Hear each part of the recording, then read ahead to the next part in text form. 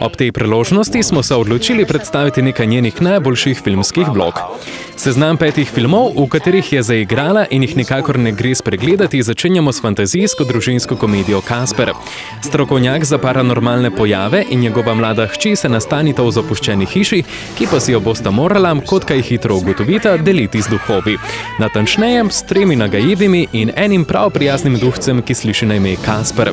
Scenografija morda na trenutke res malce zakrije v resnici intimno in nadvse simpatično ter prikrupno otroško zgodbo z impresivnimi posebnimi efekti. In ne nazadnje, le kdo bi si mislil, da bo ta nedolžna in majhna punčka iz filma nekoč postala čutna igralka. En najboljših filmov igralke, ki se naokoli vozi s Porschejem Boxsterjem, misteriozni fantazijski triler Brezglavi jezdec, izvira iz leta 1999. Film, ki je nastal po klasičnem romanu Washingtona Irvinga, Legenda o Speči dolini, pripoveduje o policijskem raziskovalcu, ki je poslan v Sleepy Hollow, da bi tam raziskal 3 bizarne umore, katere bi naj po besedah domačinov zakrivil nihče drug kot legendarna prikazen Brezglavi jezdec. Stilsko izjemno lepo narejen in vizualno privlačen film mojstrsko prepleta grozo, fantazije in ljubezen. Vsekakor eden izmed najbogatejših, najlepših in v tistem pozitivnem, za dotičnega režiserja značilnem smislu najbolj čudnih Burtonovih filmov. Igralka, ki ni nikoli formalno študirala igralstva, nas je prepričala tudi o drami Ledena nevihta.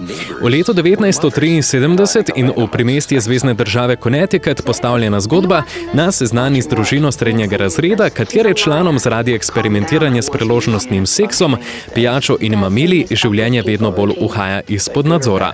Bogata in elegantna drama o ljudeh, odnosih in človeški naravi je atmosferska, muhasta in hkrati zabavna moralna igra, ki niti za trenutek ne deluje dolgočasno. Ko omenimo to 12. februarja leta 1980 v Santa Moniki v Kaliforniji rojeno igralko, ne moremo tudi mimo komedije Nasprotno od seksa. 16-letna punca obišče svojega homoseksualnega polbrata, a kaj hitro se obisk konča z zapeljevanjem njegovega fanta, s čimer se sproži val opustošenja, ki bo odločilno vplival na življenja vseh protagonistov. Smešen in samozavesten film, ki nam postreže z umorom, nezaželjeno nosečnostjo in drugimi nervozami, odlikuje predvsem naravnost strupena igra Christine Ricci. Za konec pa seveda nikakor ne smemo mimo drame Pošast. Pretresljiva po resničnih dogodkih posneta drama o prvi serijski morilki v Združenih državah Amerike ni le road movie, ampak je predvsem ljubezenska zgodba. Močan in boleč film, v katerem lahko najdemo veliko človečnosti in kateri se uspešno brani kategorizacije ljudi med samo dobre in samo slabe, vas bo svojo neolepšano brutalnostjo naravnost prevzel. Charlize Theron pa z eno izmed najboljših iger v zgodovini sedme umetnosti uspe narediti pošast v človeka. To je bil izbor top 5 filmov s Christino Ricci po našem mnenju.